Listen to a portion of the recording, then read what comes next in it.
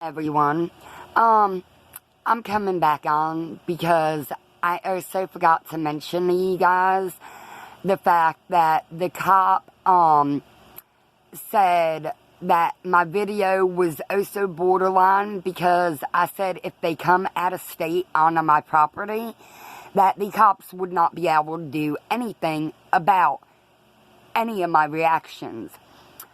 Okay, last time I checked, we was allowed to defend our property and ourselves last time I checked the law book. But this woman insisted that people could come on our property and do what they pleased to me and my mother and our fur babies. That it didn't matter what they were doing, and it didn't matter if they came to our property or not. That what we were doing was harassing and bullying, not them. I told her, how about if she go check out Cesspool's page, Alice Tells Lies, and Fire Trash. Okay? Not to mention, Glenda, the one that stole my video, trying to say it had something to do with her when it had nothing to do with her. But yet, why was Alice the one that contacted my law enforcement? I wonder. So, like I said, Alice, not Glenda, that's getting all the views and sympathy off of a video that had nothing to do with her. But Alice Tells Lies is the one that was talking to this officer, okay? Yeah. So, if she made it for Glenda, then that means she made a false report anyway. How about that? Okay. So, like I said, the woman said we did not have rights to defend ourselves or our property. I told her that was her daggone opinion, that I had the right to defend myself, my property, and everyone and everything on it.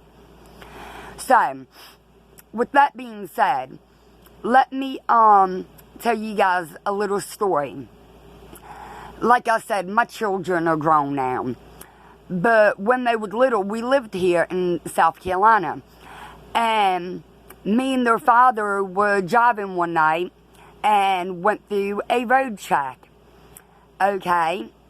There was this one cop in particular that did not like the fact that I was with a Mexican from another country. So he decided he was going to screw with us. Okay? He proceeded to harass me and threaten me that if I did not tell him my kid's dad's name, birthday, and like basically his whole daggone life story, that they were going to call the Child Protective Services and have my children removed from me for me not answering questions like that was against the law or something. I mean, come on. But anyway, I proceeded to tell the officer I did not have to answer no questions, that another officer was talking to my children's father, and he gave them his legal name, his birthday, and all the information they needed.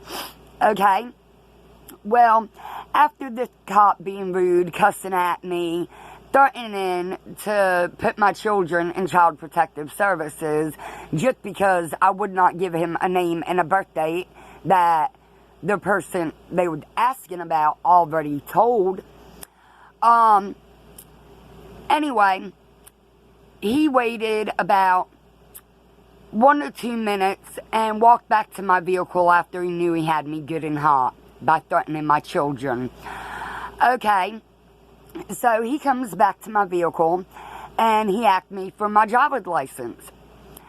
I, in return, told him, you want my license? Here's my effing license. Mind you now, my minor children that were 3 and 4 or maybe 4 and 5, I want to say 3 and 4 at the time, was present in this vehicle with me and their father. Okay, so as soon as I said, here's my effing license, this officer, which was a man about 170 pounds, maybe 200 pounds, pulled me out of my vehicle by my arm, threw me into the side of my vehicle where my youngest son was. He wound up, at the time he was sick, he wound up having an episode in the back seat. They refused to call 911 to get an ambulance out there or anything else for my child. Bottom line, my mom wound up coming and getting my children. They took me to jail. On my way to the jailhouse, which, like I said, was arrested illegally. On my way to the jailhouse, I had an asthma attack. The cop, in return, all he did was blasted his music and rolled down the window and looked at my children's father and said, "Oh, she'll be fine."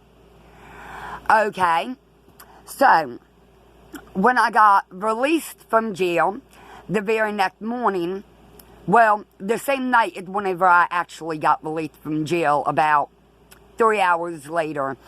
Okay, well, me and my mother went to speak to his supervisor the next day because I had bruises all over me from where the cop assaulted me.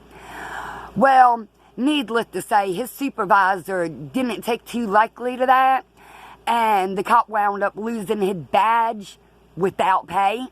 I don't know if he ever got back on the force or not, but I know from my incident, he was suspended for like 5 or 6 months without pay. So, I mean, if another officer would like to lose their badge like that officer did for assaulting me illegally, I mean, that's their free will to lose their badge. So, eventually, bottom line, cops eventually will find out one day that they are not above the law and that they cannot go around threatening, harassing, or beating up no one. You guys have a good day, and I'll talk to you later on.